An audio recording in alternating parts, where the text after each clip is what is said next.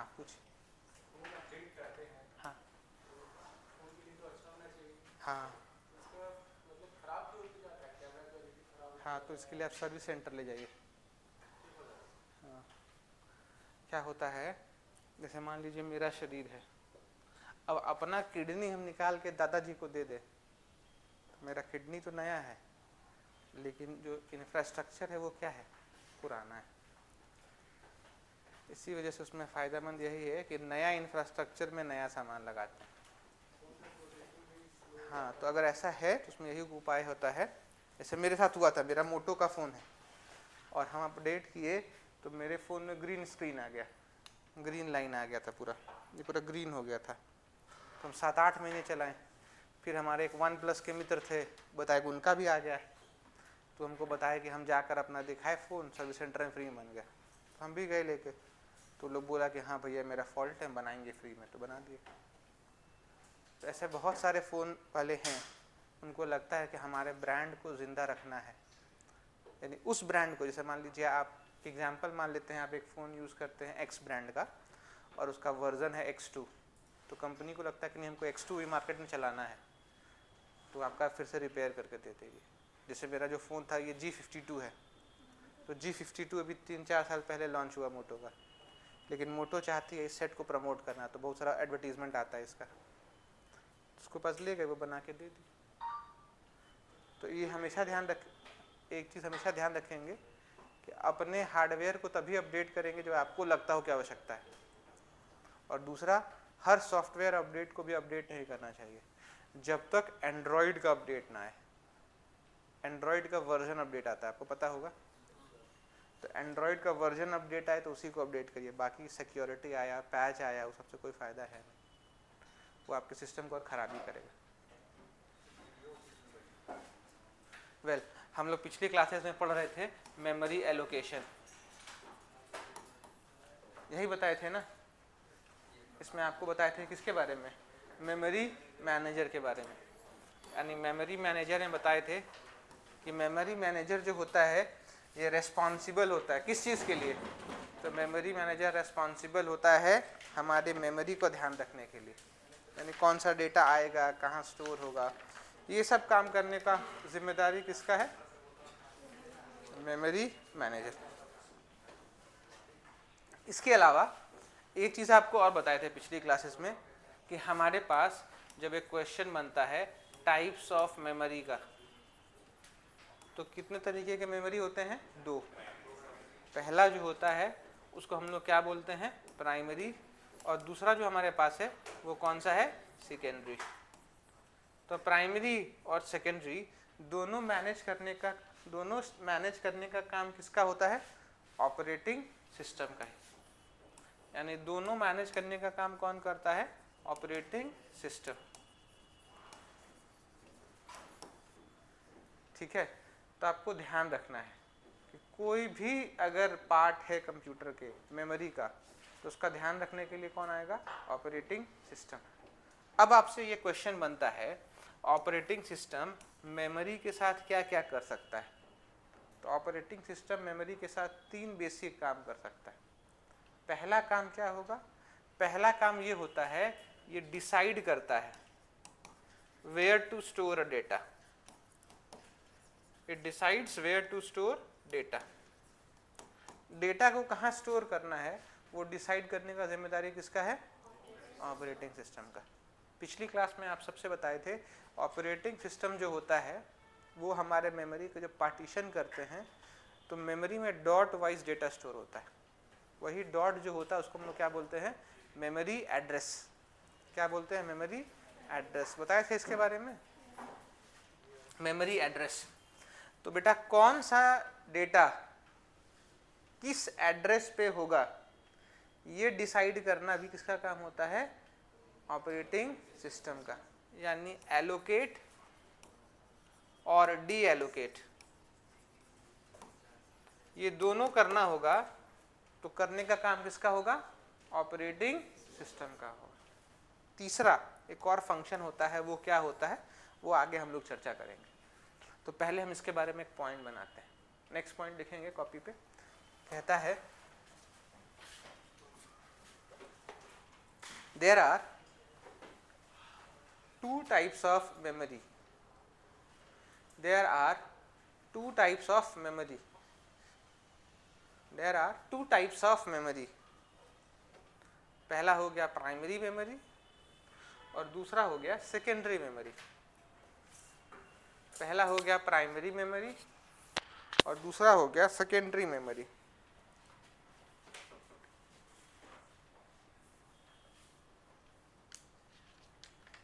Next लिखेंगे the operating system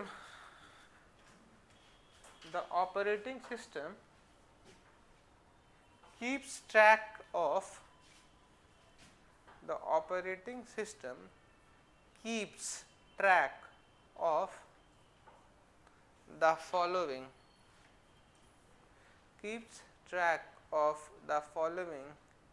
features of the memory. Following features of the memory. पहला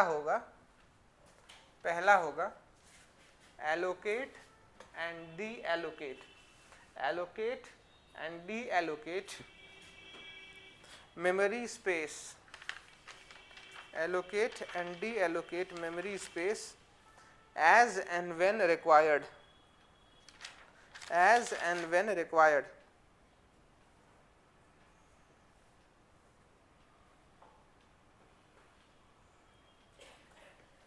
next लिखोगे keeps track. हाँ, दूसरा point keeps track of the memory. Keeps track of the memory and ensures that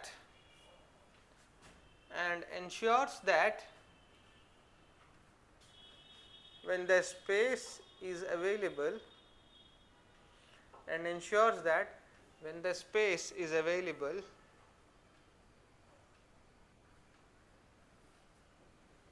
new process is allocated the space. New process is allocated the space. Next लिखेंगे और last point लिखिए. इस last point को समझने के लिए आप 2 minute के लिए रिकॉल करिए कि आपको हम ये बताए थे हमारा डेटा जो होता है हार्ड डिस्क में कहाँ पे स्टोर होता है, ये छोटे छोटे डॉट्स पे. ये सुनो, तो पहला बताएं कि कौन सा डॉट किसके पास जाएगा. डिसाइड करने का काम कौन करता है, ऑपरेटर. पहला. दूसरा एलोकेशन और डी एलोकेशन का ये कॉन्सेप्ट था. दूसरा ये बताए कि जब यह जगह खाली हो गया तो किसको मिलेगा, ये भी कौन डिसाइड करता है, ऑपरेटिंग सिस्टम. एक तीसरा मेजर पॉइंट है, लिखवाए थे अभी नहीं, वो लिख लीजिए फिर आगे आपको समझा देते हैं. अब जैसे मान लीजिए यहां से एक इंफॉर्मेशन उठ गया, इस पॉइंट से एक इंफॉर्मेशन उठ गया, निकल गया, तो ये स्पेस क्या हो गया, खाली हो गया. तो खाली होने के बाद क्या होता है, वो तो दिखना चाहिए ना कि स्पेस अवेलेबल है. कभी आप लोग मूवी देखने गए हैं ऑनलाइन टिकट बुक करके, पेटीएम से किए होंगे या बुक माई शो से. तो वहाँ क्या करेंगे कि आप टिकट बुक करिए, पेमेंट मत करिए, पेमेंट गेटवे तक जाइए और पेमेंट कैंसिल कर दीजिए और वापस से अपना खोलिए बुकिंग सिस्टम ऐप, और जिस भी चीज़ का बुकिंग कर रहे थे, जैसे मान लीजिए सिनेमा का बुकिंग कर रहे थे रांची में पीवीआर मॉल में, तो वापस से रांची खोलिए, पीवीआर पे आइए, वो शो को सेलेक्ट करिए और जिस सीट को बुक कर रहे थे उस पर आप क्लिक करिए. तो जैसे ही आप उस पर क्लिक करेंगे ना, तो आपको समझ में आएगा कि वो सीट भरा हुआ दिखा रहा है, यानी दिखा रहा है कि वो सीट क्या हो चुका है, बिक चुका है, खाली नहीं है. तो उसको खाली दिखने के लिए क्या करना पड़ेगा, तो 10 मिनट बाद कंफर्मेशन मिलता है उसको, कहे पैसा कोई नहीं दिया है भाई. तो क्या करता है, 10 मिनट बाद जो भरा हुआ सीट होगा उसको क्या दिखाएगा, खाली है, एम्प्टी है, ब्लैंक है. वही कॉन्सेप्ट यहाँ पे भी है। अब हार्ड डिस्क में मान लीजिए इस वाले लोकेशन पे 1001 में डेटा सेव था, यहाँ पे डेटा क्या हो गया, खत्म, कहानी खत्म हो गया, निकल गया, तो ये जगह क्या है, खाली है। तो ऑपरेटिंग सिस्टम को पता होना चाहिए कि मेरा 1001 वाला जगह क्या हो गया है, खाली, वहाँ पे हम दूसरा डेटा रख सकते हैं। नेक्स्ट पॉइंट, अगर मान लीजिए ये 1 GB का डेटा था यहाँ सेव, और आपके हार्ड डिस्क का पूरा स्पेस जो था वो 500 GB था, और 500 GB में से 450 GB भर चुका था। 500 GB में से कितना भर चुका था, तो 1 GB बाहर निकल गया, तो ये 450 कितना हो जाएगा, 449। तो यहाँ भी अपडेट करना होगा ताकि यूजर को भी दिखे, और ये भी इंश्योर करना होगा कि जो जगह खाली हुआ है वहां पर कौन आ जाए, दूसरा डेटा सेव हो जाए। तो इस चीज का भी ध्यान कौन रखता है, ऑपरेटिंग सिस्टम। तो इस कहानी को कैसे लिख सकते हैं, तो वही आपको लास्ट पॉइंट लिखना है। कहता है it keeps track of every part of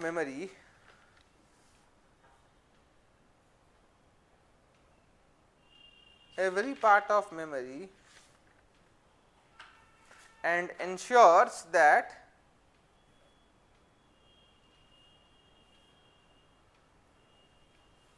it is properly used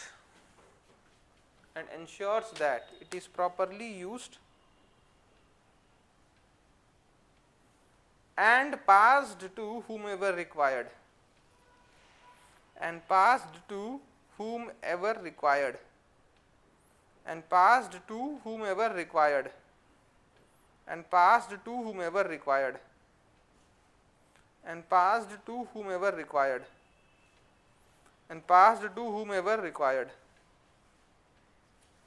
लिख लिए। अब हमारे पास क्वेश्चन बनता है कि ये चीजें आती कैसे हैं, लोड कैसे होती हैं। तो 2 मिनट मेरी बात समझिएगा। हम लोग शुरू से पढ़ते आ रहे हैं कि हमारा डेटा जो है वो कहाँ पे स्टोर होता है, हार्ड डिस्क में, और इस सारे इंफॉर्मेशन को हार्ड डिस्क से लेकर हमें कहाँ आना है, प्रोसेसर के पास। यस और नो। अब सपोज करते हैं, एक छोटा सा एग्जांपल हम लोग समझते हैं कंप्यूटर की भाषा में। यहां पर एक यूजर बैठा है और वो C++ में प्रोग्राम लिख रहा है। हम लोग C++ मान लेते हैं, हो सकता है सबको समझ में आए और आप मेरी गलतियों को भी पहचान पाए। तो एक यूजर है, वो प्रोग्राम कौन सी भाषा में लिख रहा है, C++। अब बेटा वो C++ में प्रोग्राम यहां लिख रहा है, तो प्रोग्राम लिखने के बाद सबसे पहला काम क्या होगा, उसको रन कराने से पहले वो क्या करेगा, सेव करेगा। अरे यस और नो। तो हार्ड डिस्क में सेव कर दिया। अब हार्ड डिस्क से वो वापस कहां पे आना है, प्रोसेसर में।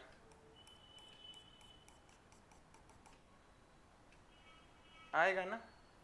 समस्या यहां पे क्या है, यहां पर जो यूजर लिखा होगा वो कौन सी भाषा में प्रोग्राम लिखा होगा, इंग्लिश में। और इंग्लिश जो है वो कंप्यूटर के लिए क्या हो गया, हाई लेवल लैंग्वेज। क्यों, क्योंकि कंप्यूटर को इंग्लिश समझ में नहीं आता। अब कोई तो ऐसा होगा जो इसको, जब वो हार्ड डिस्क में सेव कर दिया होगा तो हार्ड डिस्क में वो इंग्लिश में ही सेव हुआ होगा, लेकिन कोई तो ऐसा होगा जो यहां से सेव करने से पहले उसको कंप्यूटर की भाषा यानी लो लेवल लैंग्वेज में कन्वर्ट किया होगा।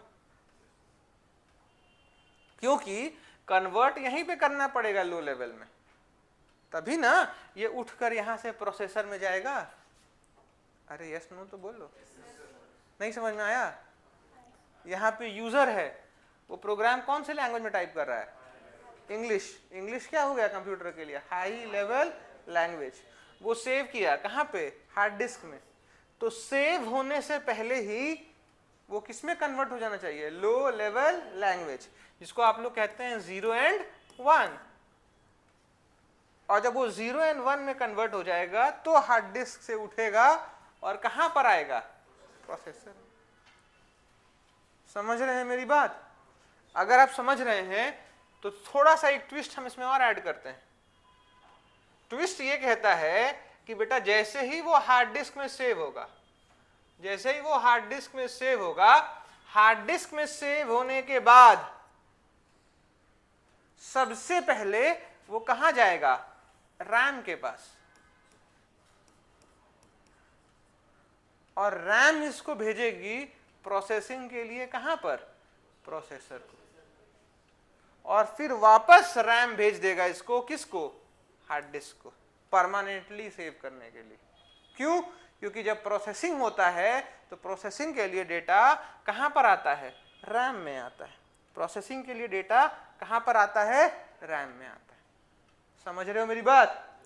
तो फिर से पूरा साइकिल समझो। यहां पे यूजर था, प्रोग्राम लिख लिया, किसमें? C++ में। यहां जो प्रोग्राम लिखा वो कौन सा लैंग्वेज था? High level. कन्वर्ट हुआ किसमें? Low level. लो लेवल में कन्वर्ट हुआ मतलब बेटा किसमें चला गया? 0 एंड 1 में। फिर हार्ड डिस्क से उठेगा, कहां पर आएगा? रैम में। रैम से उठेगा, कहां पे जाएगा? प्रोसेसर में। प्रोसेसिंग होगा, फिर वो डेटा उसी फॉर्म में वापस किसको मिलेगा? रैम को। रैम वापस ले जाएगा हार्ड डिस्क को, हार्ड डिस्क वापस दिखाएगा यूजर को। समझ गए? तो भैया प्रश्न ये बनता है कि हमारे इस लैंग्वेज को हाई से लो में कन्वर्ट कौन करेगा?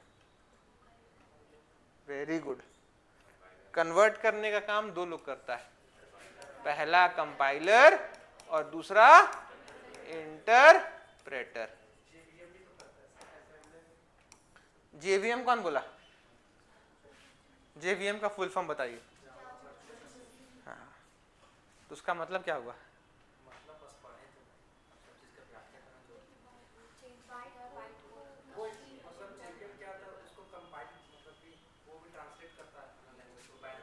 देखो, ज्ञान चाहिए तो व्याख्या करना पड़ेगा, नहीं तो उसको हमारी भाषा में कहते हैं बकठिठई। तो व्याख्या करना सीखो, और अगर नहीं कर पाते तो वहां मौन रखना सीखो। मौन समझते हो? साइलेंस, शांत रहना सीखो। हाँ, अब एक प्रश्न हमारे पास बनता है कि सर जेवीएम का यूज क्यों होता है? Java virtual machine. तो हम लोग एक स्टेप आगे चले गए, वापस हम आएंगे, जेवीएम की बात भी करेंगे। होता क्या है कि कन्वर्जन के अलावा और भी बहुत सारा काम होता है, तो जेवीएम हमको उसमें भी यूज करता है। अब जब आप जावा की बात उठाए हैं तो एक और कॉन्सेप्ट वहाँ पढ़े होंगे जावा में, एप्लेट्स। एप्लेट्स पढ़े हैं? एप्लेट्स नहीं पढ़े? हम बताते हैं। एप्लेट क्या होता है? एप्लेट होता है छोटा सा कोड जो रखा होता है, और हम लोग क्या करते हैं, उसी में एडिटिंग करके या तो कोई नया सॉफ्टवेयर बना सकते हैं या तो कोई नया वेबसाइट बना सकते हैं। तो वो अलग कॉन्सेप्ट है, हम लोग उसमें जाएंगे जावा में तो थोड़ा सा हम लोग बाहर निकल जाएंगे, तो हम उसको धैर्य रखते हैं, अभी रोकते हैं एक तरफ, लेकिन हम पढ़ा देंगे, वो भी बता देंगे। फिलहाल हम लोग ध्यान रखते हैं किस पे? कंपाइलर और इंटरप्रेटर। अभी कोई बच्चा बोला हमको सर पीछे से, सर असेंबलर भी तो यूज करते हैं। तो असेंबलर बेटा जब सर्किट डिजाइनिंग पढ़ोगे ना, सर्किट पढ़े होंगे, बुलियन पढ़े होंगे आप लोग, या पढ़ा देंगे, आगे मिलेंगे तो पढ़ाएंगे। तो जब आप लोग बुलियन पढ़े होंगे तो वहाँ करंट फ्लो होता है, ऑन ऑफ पढ़े होंगे, 0 1 पढ़े होंगे, 1 0 पढ़े होंगे। तो जब करंट फ्लो होता है और अलग अलग सर्किट से होता है, उस केस में कैसे करंट के परसेंटेज को मैक्सिमाइज और मिनिमाइज करें, उस चीज का ध्यान कौन रखता है? असेंबलर। यानी छोटी सी भाषा में कहें तो करंट के फ्लो को रेगुलेट करता है। अब वो करंट बिजली हो सकती है या वो करंट सिग्नल हो सकता है, तो एक अलग कॉन्सेप्ट है, हम लोग उसकी बात बाद में करेंगे। हम लोग बस यहाँ एक ही चीज की बात कर रहे हैं कि सिर्फ और सिर्फ डेडिकेटेड प्लेटफॉर्म है या डेडिकेटेड मीडियम है जो क्या कन्वर्ट करता है? हाई लेवल से लो लेवल, और लो लेवल से रैम को देगा, रैम से कहाँ आएगा? प्रोसेसर। तो ये कन्वर्जन का काम कौन करता है? कंपाइलर और इंटरप्रेटर। अब देखिए, इस पूरी प्रक्रिया में हम आपसे पूछें इस डायग्राम में, तो मेमोरी की आवश्यकता कहाँ कहाँ पड़ेगी? पहला आवश्यकता आपको मेमोरी की कहाँ पड़ेगी? यहाँ देखते हैं। पहली आवश्यकता जो मेमोरी की है वो हमें यहाँ पड़ी है। दूसरी आवश्यकता में मेमोरी की कहाँ पड़ी? रैम। यानी एक बात तो हमें समझ में आया कि बेटा जब प्रोग्राम रन कराना है तो उसमें भी किसकी आवश्यकता होती है? मेमोरी की। लेकिन अब दो चीज समझना, अगर ये समझ गए तो पहले हम एक एग्जांपल समझने की कोशिश करते हैं, फिर हम कॉन्सेप्ट की बात करेंगे। मान लीजिए हमारे साथ ऐसा होता है, हम मान लेते हैं कि ये हमारा कौन था? यूजर। यूजर क्या लिखा? प्रोग्राम। प्रोग्राम बेटा कहाँ पे गया? हार्ड डिस्क में। हार्ड डिस्क से जरूरत पड़ा तो कहाँ गया? रैम। और रैम से जरूरत पड़ा तो कहाँ गया? प्रोसेसर। ये वन वे हो गया, ये टू वे डायग्राम हो गया। कन्वर्जन कौन किया? कंपाइलर और इंटरप्रेटर।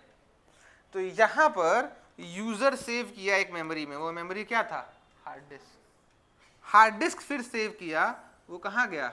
रैम। और रैम सेव किया तो कहाँ गया? प्रोसेसिंग। तो पहला, दूसरा और वो तीसरा पॉइंट बना। तो ये पहला हार्ड डिस्क और दूसरा रैम, ये दो हमारा मेमोरी लोकेशन बना। तो आपसे अगर यही पूछेंगे कि यहाँ पर 0 एंड 1 के कोड को कहाँ कहाँ पर बाइंड किया गया? बाइंड समझते हैं? नहीं समझते। बाइंडिंग समझते हैं? बांधना। तो कहाँ कहाँ बांधा गया? बांधते कैसे हैं? तो अगर आप लोग पिछले क्लास से रिलेट करेंगे, या पहले आप इसको लिख लीजिए फिर हम बताएंगे। पहले इसको लिखते हैं कॉपी पे, फिर आगे चलते हैं।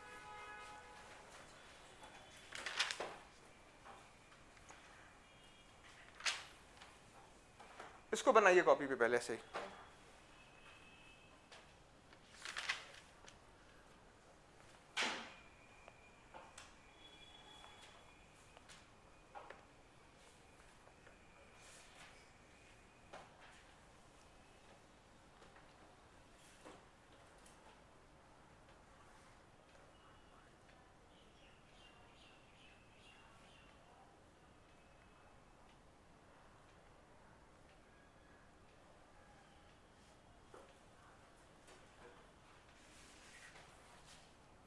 इसको बना लिए?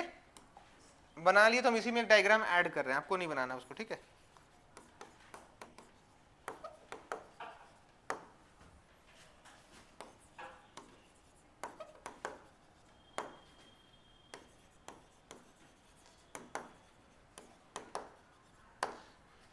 हाँ, ये जो ब्लू हम इंक से लिखे हैं, ब्लू इंक वाला आपको नहीं लिखना है फिलहाल।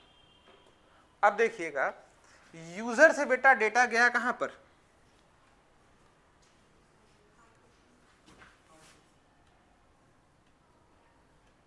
हाँ, यूजर से डेटा गया कहां पे? हार्ड डिस्क में।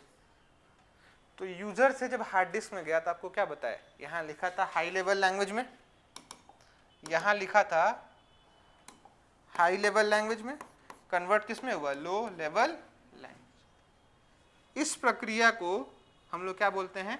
Compile time. क्या बोलते हैं? Compile time. कभी भी प्रोग्रामिंग होता है ना, तो आप लोग पढ़े होंगे कंपाइल टाइम एरर के बारे में, पढ़े हैं? तो कंपाइल टाइम एरर क्या होता है? तो जब बेटा प्रोग्राम हाई लेवल से किस में कन्वर्ट होता है? लो लेवल में। किस फॉर्म में? 0 एंड 1 के फॉर्म में। उस समय जो एरर पैदा हो उसको हम लोग कौन सा एरर बोलते हैं? Compile time.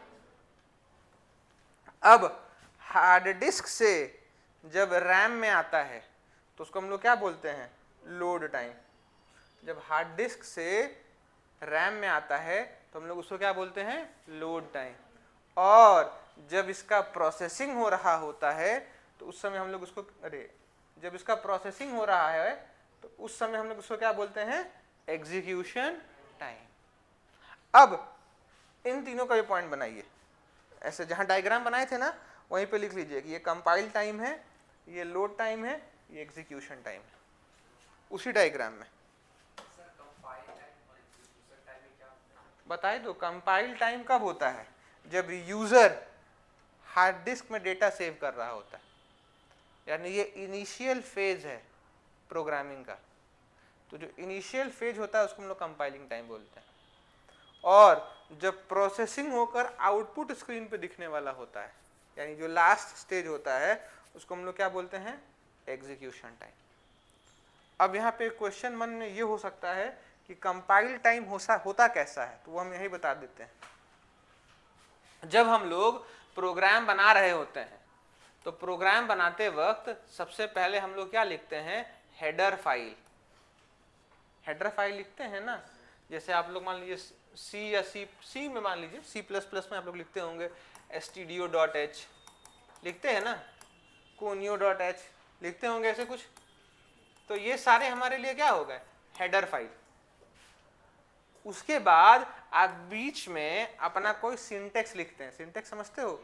अपना कोड लिखते हो, और लास्ट में क्या लिखते होगे? सी आउट, सी इन या रिटर्न, कुछ भी लिखते होंगे, गेट सी एच, कुछ भी लिखे, मान लो गेट सी एच भी लिखे, कुछ भी लिखे आप। तो क्या होता है कि ये पूरा का पूरा प्रोग्राम 3 पार्ट में डिवाइडेड है। ये पहला हमारे पास क्या हो गया? हेडर, दूसरा क्या हो गया? सिंटेक्स, और ये तीसरा क्या हो गया? तो आउटपुट्स या डिफाइंड आउटपुट्स, कि भैया ये आउटपुट आना चाहिए। अब ये तीनों को क्या करना पड़ेगा? ऐड करना पड़ेगा। ऐड करते वक्त क्या हो सकता है? गलती भी हो सकती है, तो गलती होगी तो स्क्रीन पे दिखता है। तो ये सारा काम कौन करता है? या तो कंपाइलर या तो इंटरप्रेटर।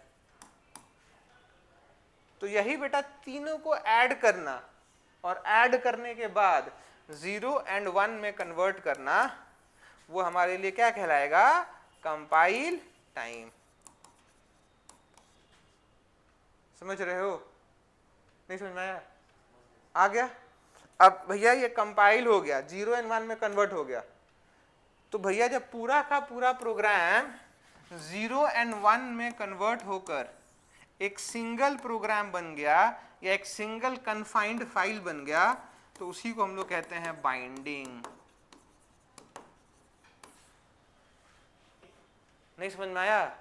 जब ये तीनों चीजें इकट्ठा हो जाएं, एक जगह 0 and 1 के फॉर्म में स्टोर हो जाएं, तो उसको हम लोग क्या बोलते हैं? बाइंडिंग। बेस्ट एग्जांपल समझिए, जैसे समोसा बनता है ना, तो उसका खोखा अलग बनता है बेसन का, नहीं सॉरी मैदा का, और आलू अलग होता है। हाँ, तो दोनों को हम लोग मिलाते हैं, और मिलाने के बाद क्या करते हैं? तेल में तल देते हैं, छान देते हैं, तो क्या बनता है? समोसा।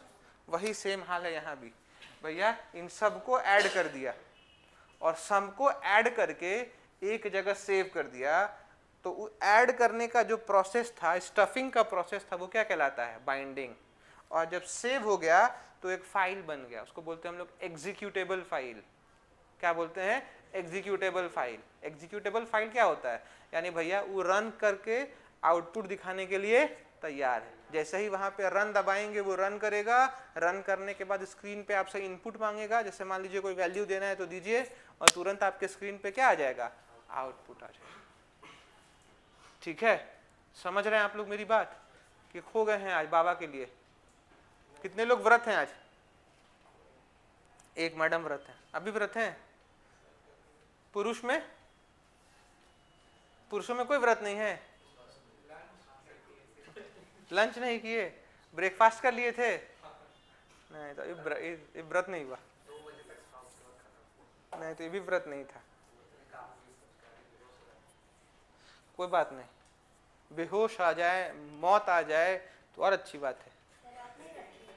नहीं, हम तो शिवरात्रि नहीं रखते, हम एकादशी रखते हैं। तो मेरा महीने में 2 बार एकादशी हो जाता है, और उस दिन हम बिना जल के रहते हैं। उस दिन हम पूरे दिन पानी नहीं पीते। तो ऐसा नहीं होता कि हम भाई साहब की तरह बेहोश हो जाते हैं, ठीक ठाक चलता है। जैसे अभी मेरा परसों क्लास भी था, तो परसों क्लास भी लिए, एकादशी भी था, सब मैनेज हो जाता है।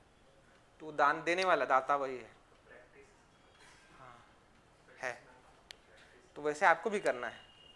ऐसा नहीं है कि हम माँ के पास से आए थे तो भूखे आए थे, लेकिन आदमी धीरे धीरे अपने आप को एडजस्ट करता है। और ये फैक्ट है, हम सबसे कहते हैं, आपसे भी कहते हैं कि आप लोगों को भी कोई स्ट्रिक्ट रूल या डाइट फॉलो करना चाहिए। कब तक चलेगा? जब तक जीवित रहेंगे। हाँ, और हम पिछले 6 साल से एकादशी कर रहे हैं, और 6 साल में ऐसा कभी भी ना हुआ हो कि छूट गया हो मेरे से। और हम एक और रूल फॉलो करते हैं पिछले 2 साल से, कि सूर्यास्त के बाद हम भोजन छोड़ दिए हैं। सनसेट के बाद हम खाना नहीं खाते। 6-6:30 बजे तक मेरा लास्ट फूड होता है, तो मेरा डिनर नहीं होता। उसी का एक रीज़न है कि मेरा पेट निकल रहा है बहुत ज़्यादा। अगर आप ऐसा करेंगे इंटरमिटेंट फास्टिंग, जैसे हम लोग बैठे रहते हैं, तो उसमें यही होता है कि बल्जी स्टमक हो जाता है, पेट निकलता है। हाँ, तो ये हम आपसे भी कहेंगे।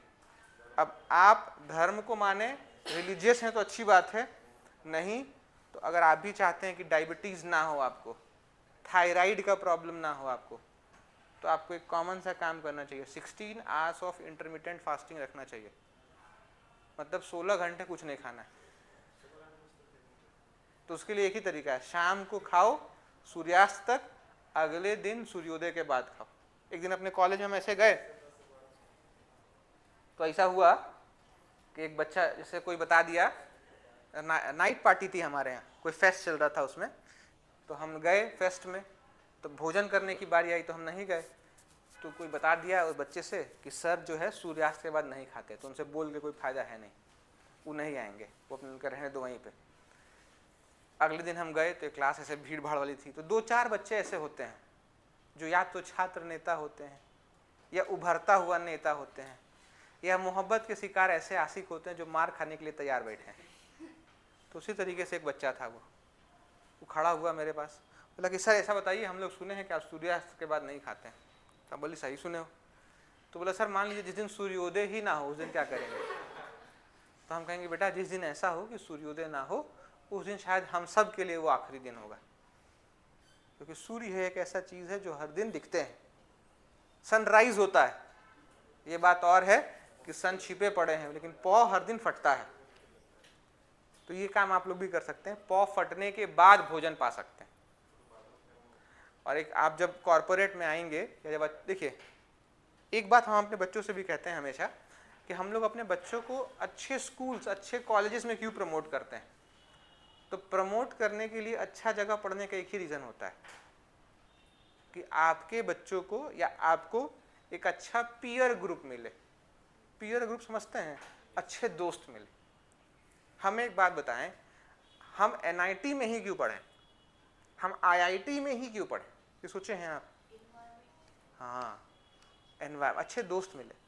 कभी आप देखोगे एक IAS का बेटा होगा या किसी ब्यूरोक्रेट का बेटा होगा, वो जान लगा देगा कि हाँ तो हमारा बेटा इंडिया के अच्छे, हमारी बिटिया इंडिया के अच्छे स्कूल या कॉलेज में पढ़े, और नहीं तो हम उसको अब्रॉड भेजेंगे। आप रांची में कोई फकीर बिजनेसमैन भी सोच लीजिए, तो उसके यहाँ एक ही बेटा होगा या एक ही बेटी होगी या 4 भी होगा, तो 4 में से एक को सोचेगा कि भैया हम इसको यूरोप भेजेंगे, इसको हम US भेजेंगे पढ़ने के लिए, बिजनेस सीख कर आएगा। क्यों?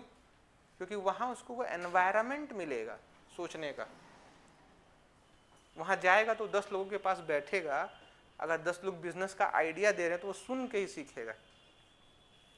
इसीलिए जब बच्चे की शुरुआती दिनों में स्कूल में एडमिशन कराना होता है, तो माँ या बाप में से कोई भी एक पढ़ा लिखा आदमी है तो अपने बच्चे को अच्छे इंस्टीट्यूट में, अच्छे स्कूल में ले जाएगा।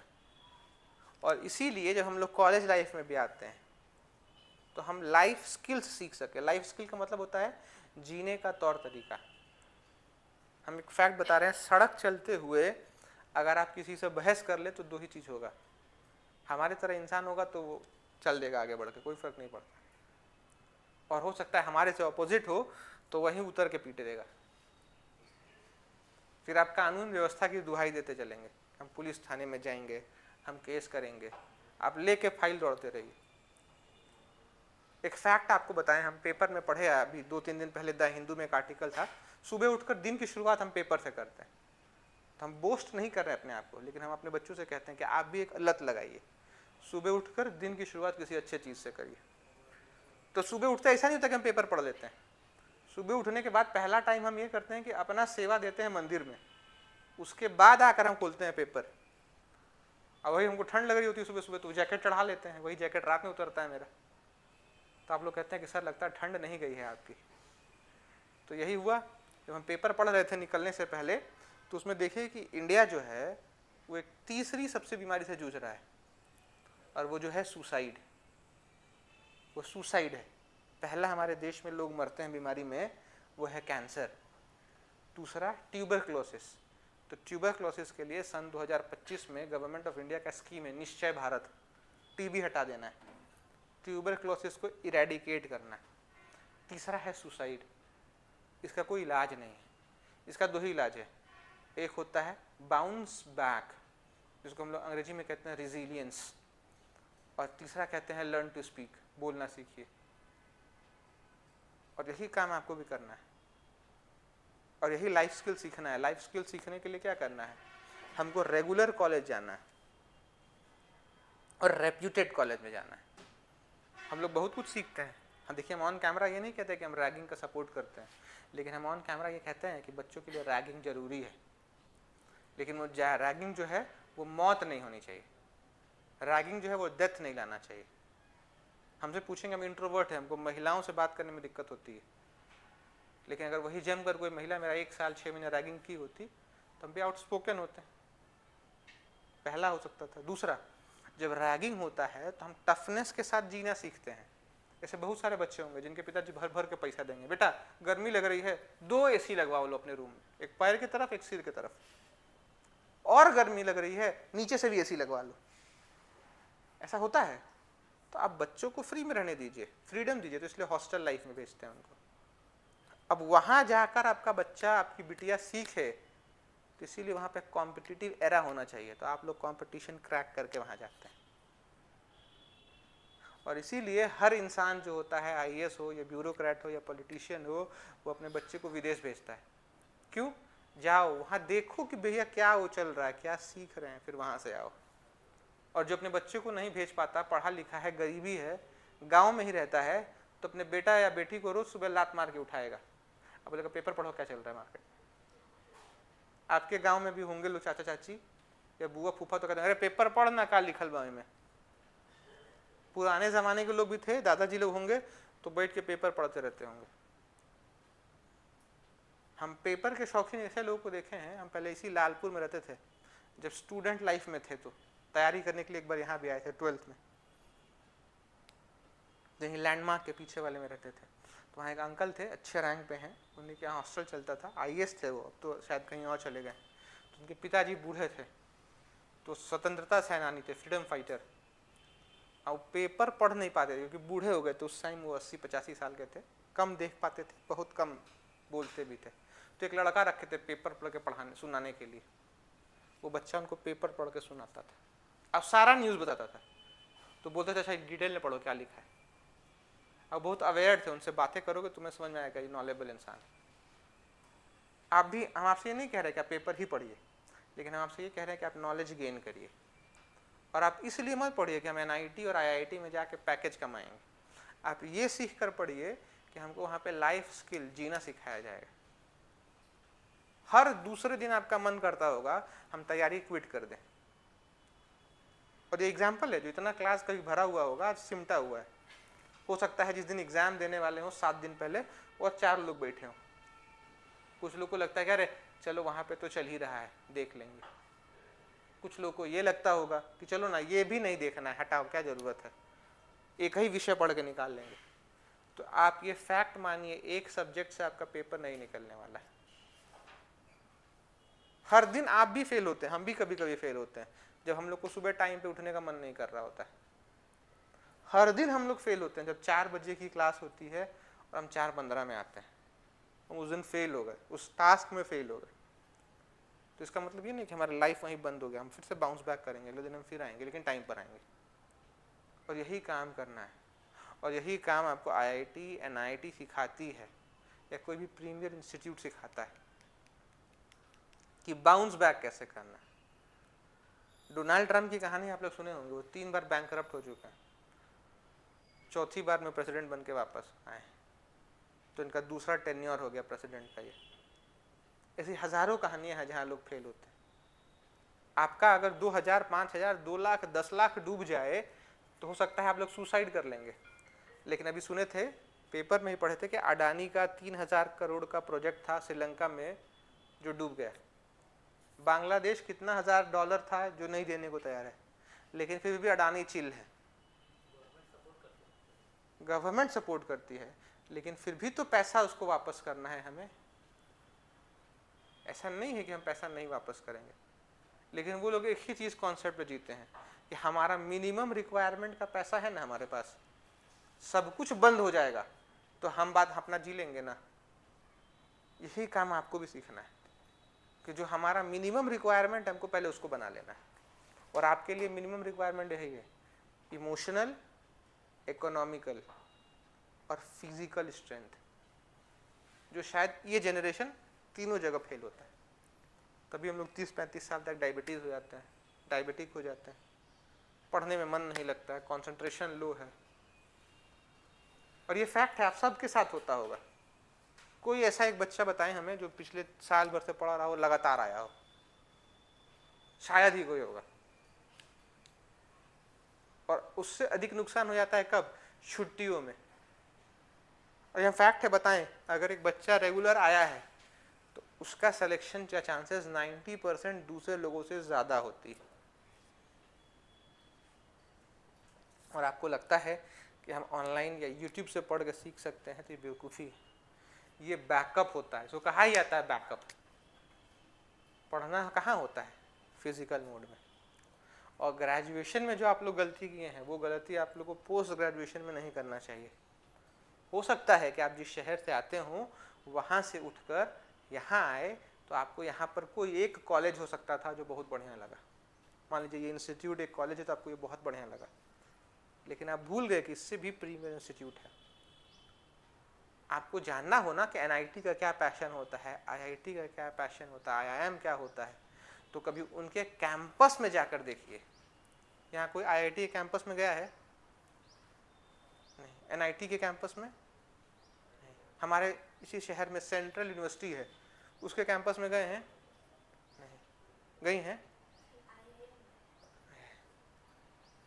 कभी मौका मिले तो आप जैसे छुट्टी में टाइम स्पेंड करते हैं ना, सेंट्रल यूनिवर्सिटी के कैंपस में जाइए, कहिए हमको कंप्यूटर डिपार्टमेंट में जाना है, कोई नहीं रोकेगा आपको।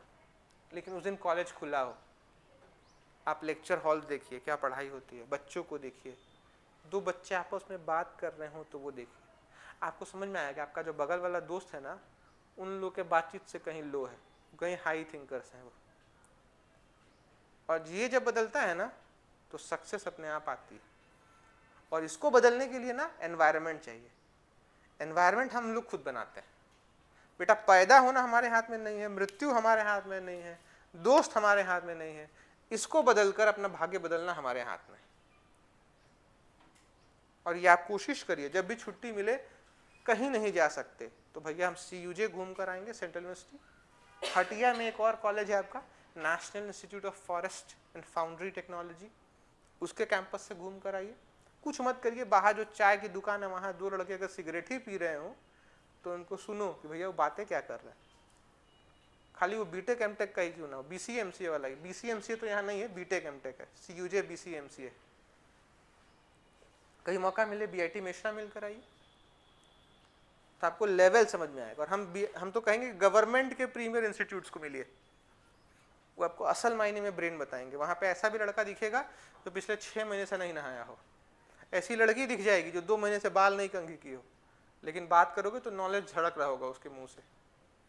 प्रोफेसर दिख जाएंगे ऐसे जो नंगे पैर घूम रहे होंगे, लेकिन जब उनके पैर छूओगे तो हजारों शब्द में तुम्हें क्या क्या आशीर्वाद दे जाएंगे, तुम समझ नहीं पाओगे। कभी आपको लगता है कि आप में बहुत ऐठन है, घमंड है, सुंदर हैं, विश्वासी हैं, करेजियस हैं, फियर्सलेस हैं, तो आप सीयूजे घूमिए, आईएसएम धनबाद घूम के आइए। आप भूल जाएंगे कि हाँ हमें नॉलेज भी है। आप भूल जाएंगे कि हाँ मेरे में ये एडजेक्टिव्स हैं, मेरे लिए ये नहीं है। लेकिन एक्सप्लोर करिए, वहीं से आपको मोटिवेशन मिलेगा। ये हमारे लिए क्या कहलाएगा? Executable file.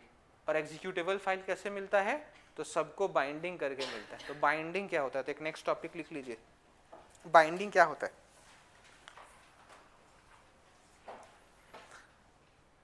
लिखेंगे binding is the process of binding is the process of assigning binding is the process of assigning the address to the code and the data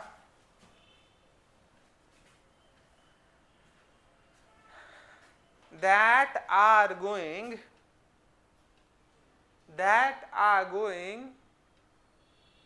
to occupy the memory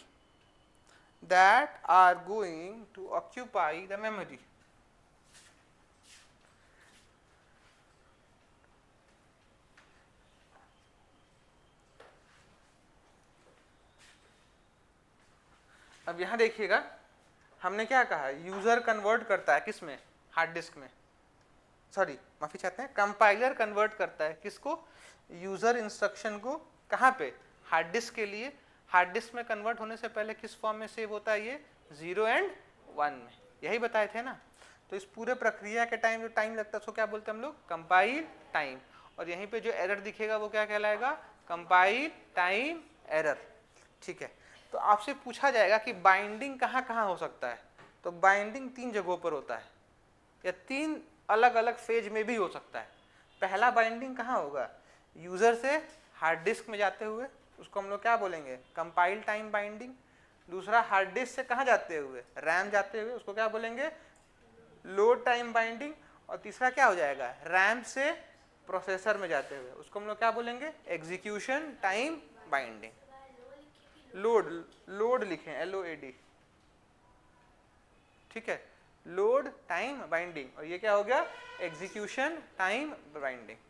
अब binding क्या क्या होता है, तो एक बात समझिए, कभी आप लोग यहां से दूसरे शहर सामान बस से भेजे हैं या देखे हैं, बस से जाते हुए, आपके गांव से भी आपके पिताजी भेजते होंगे। मान लीजिए रामगढ़ किसी, मान लीजिए गोला एक जगह है, वहाँ कोई बच्चा रहता हो और उसको सामान मंगवाना हो रांची में, कांटा टोली, तो वो क्या करता होगा, पिताजी वहाँ बस में डाल देते होंगे। आप फोन करेंगे, एक बाबू 2 किलो खाजा डाल दे ले बन्नी, उतार लिया, तो वहाँ जो चढ़ गया खाजा, अब बच्चा यहाँ जाएगा, उस बस से ढूंढेगा, उतार लाएगा। तो यहाँ पे बाइंडिंग हुआ, पिताजी के इंफॉर्मेशन का बाइंडिंग कर दिया गया, किसके साथ, बस के डेटा के साथ। समझ रहे हो मेरी बात। और वो कन्वे कर दिया गया किसको, किसी एक पर्टिकुलर व्यक्ति को, यानी आपको। वही सेम काम यहाँ भी होता है, ठीक है। तो उसके लिए हम लोग क्या दे के रखे हैं, अलग अलग नाम देकर रखते हैं। तो वही आपको एक नेक्स्ट पॉइंट लिखना है, binding can be done at 3 points.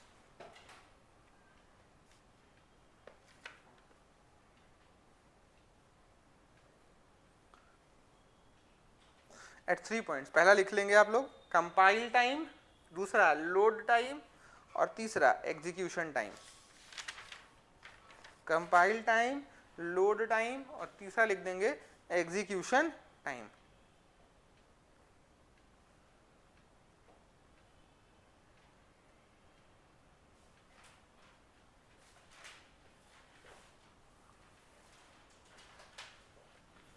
Clear है। अगर क्लियर है तो आप एक चीज और देखिएगा इस डायग्राम से, यूजर डेटा किसको भेजा, हार्ड डिस्क, हार्ड डिस्क किसको भेजेगा, रैम, और रैम किसको भेजेगा बेटा, प्रोसेसर। हार्ड डिस्क में क्या होता है, स्पेस होता है ना। आपको बताए थे कि डेटा कैसे स्टोर होता है, पॉइंट वाइज। तो हमेशा ध्यान रखेंगे, जब ये डेटा यहाँ से यहाँ कन्वर्ट होता है, जब डेटा 0 और 1 में यहाँ से यहाँ कन्वर्ट होता है, तो डेटा के साथ साथ मेमोरी एड्रेस का भी बाइंडिंग होता है। क्या होता है, डेटा के साथ साथ किसका बाइंडिंग होता है, मेमोरी एड्रेस का। नहीं समझ में आया, ये वाला समझिए, ये डेटा क्या हो गया, 0 और 1 वाला हो गया जो कन्वर्ट हो रहा है, और कहां पर सेव होगा, लोकेशन ऑन हार्ड डिस्क, दोनों को इकट्ठा कर दिया जाता है। तो इससे क्या होता है कि इस डेटा को, मान लीजिए इस डेटा का नाम डेटा 1 है, तो इसको पता है कि भैया हमको हार्ड डिस्क पे जाकर कौन से कोने में सेव होना है, नहीं तो पहुंच के हार्ड डिस्क में इधर दौड़ रहा होता, ए भैया कहाँ जाना है हमको, तो अगर इधर उधर दौड़ने लगेगा तो फिर क्या हो जाएगा, डेडलॉक हो जाएगा। तो जब ये कन्वर्ट हो रहा होता है, उसी कन्वर्जन के दौरान उसको पता होता है कि हार्ड डिस्क के किस लोकेशन पे हमें क्या होना है, सेव होना है। दूसरा, जब यहां से डेटा हार्ड डिस्क से निकल रहा होता है, तो हार्ड डिस्क से डेटा क्या क्या निकलेगा, तो हार्ड डिस्क से क्या निकलेगा, data plus location on hard disk plus location on RAM, ये तीनों इंफॉर्मेशन साथ में निकलेगा। तीनों इंफॉर्मेशन साथ में क्यों निकलेगा, पहले यहां समझिए। यूजर बताया ये कन्वर्ट किसमें करना है, 0 एंड 1 में, फिर कहां जाना है, लोकेशन ऑफ हार्ड डिस्क, और उस जगह पे सेव हो गया। अब हार्ड डिस्क क्या किया कि डेटा को भेजना था किसको, रैम को, तो उसके पास जो भी इंफॉर्मेशन था वो सारा इंफॉर्मेशन दे दिया, लेकिन कहां जाना है, डेस्टिनेशन क्या है, वो भी बताने का काम किसका होगा, हार्ड डिस्क का। तो यहाँ ऑपरेटिंग सिस्टम आता है और हार्ड डिस्क को बोलता है कि भैया अगर वो 2 GB के रैम में जा रहा है तो कौन से पॉइंट पे जाएगा वो बता दो, तो वो वहां जाता है। और उसके बाद जब रैम भेजता है तो ये सारा डेटा इकट्ठे जोड़कर किसको भेज देता है, प्रोसेसर को। प्रोसेसिंग हो गया तो वापस सारा डेटा प्रोसेसर भेजेगा किसको, रैम को। तो यहाँ पे डेटा को पता है कि हमको रैम में कहाँ बैठना है, वहां बैठ जाएगा। तो ये वाला कहानी खत्म। फिर रैम को पता है कि डेटा कहाँ भेजना है, तो किसको भेज देगा, हार्ड डिस्क को। तो ये दोनों कहानी क्या हो गया, खत्म। लास्ट में बचा क्या, डेटा, वो किसको दिखा दिया जाता है, user.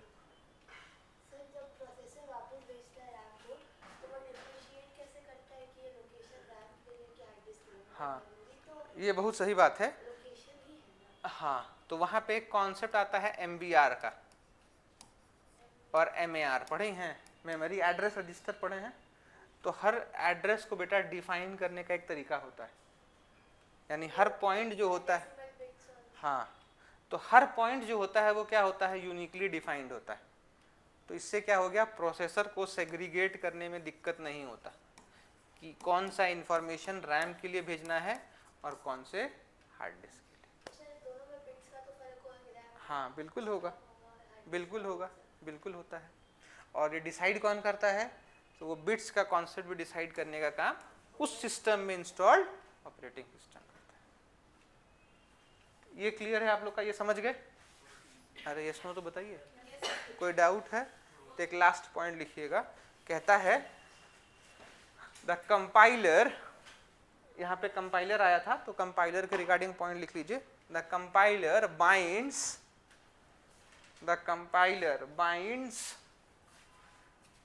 the symbolic form of memory address।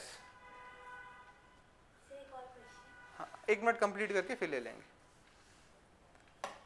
The compiler binds the symbolic form of memory address to the address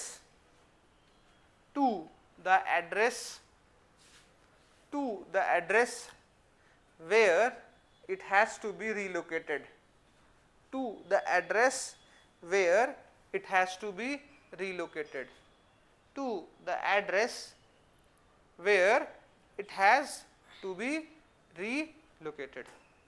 clear है? कोई डाउट है किसी को? ठीक है, थैंक यू।